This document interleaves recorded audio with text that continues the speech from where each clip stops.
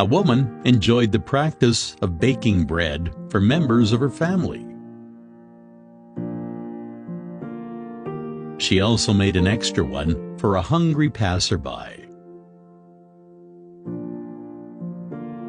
She kept the extra bread on the windowsill for whosoever would take it away. Every day, a hunchback came and took away the bread. Instead of expressing gratitude, he muttered the following words as he went his way. "The evil you do remains with you. The good you do comes back to you." This went on day after day. Every day, the hunchback came, picked up the bread, and uttered the words, "The evil you do remains with you. The good you do comes back to you." The woman felt irritated. Not a word of gratitude, she said to herself. Every day, this hunchback utters this jingle. What does it mean? One day, she decided to do away with him. "I shall get rid of this hunchback," she said. She added poison to the bread she prepared for him. However, as she was about to place the loaf on the windowsill, her hands trembled. "What is this I'm doing?" she said to herself. Immediately, she threw the bread into the fire, prepared another one, and placed it on the windowsill. As usual, the hunchback came, picked up the bread, and muttered the words, "The evil you do remains with you. The good you do comes back to you." The hunchback proceeded on his way, blissfully unaware of the war raging in the mind of the woman.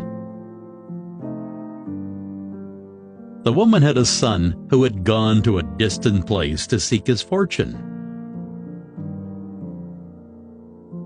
For many months, she had no news of him, and she prayed fervently for his safe return.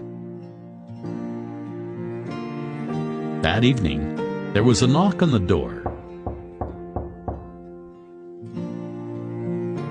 As she opened it, she was surprised to find her son standing in the doorway. He had grown thin and lean. His garments were tattered and torn. He was hungry, starved, and weak. As he saw his mother, he said, "Mom, it's a miracle I'm here." While I was but a mile away, I was so famished that I collapsed. I would have died, but just then, an old hunchback passed by. I begged of him for a morsel of food, and he was kind enough to give me a whole bread. As he gave it to me, he said, "This is what I eat every day. Today, I shall give it to you, for your need is greater than mine." As the mother heard those words, her face turned pale. She leaned against the door for support. She remembered the poisoned bread that she had made that morning.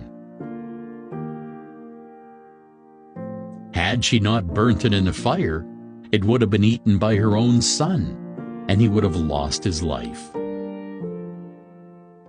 It was then that she realized the significance of the words, "The evil you do remains with you.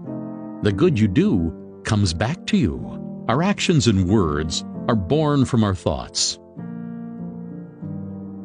Every thought is like a seed, with potential to give rise to more such thoughts again.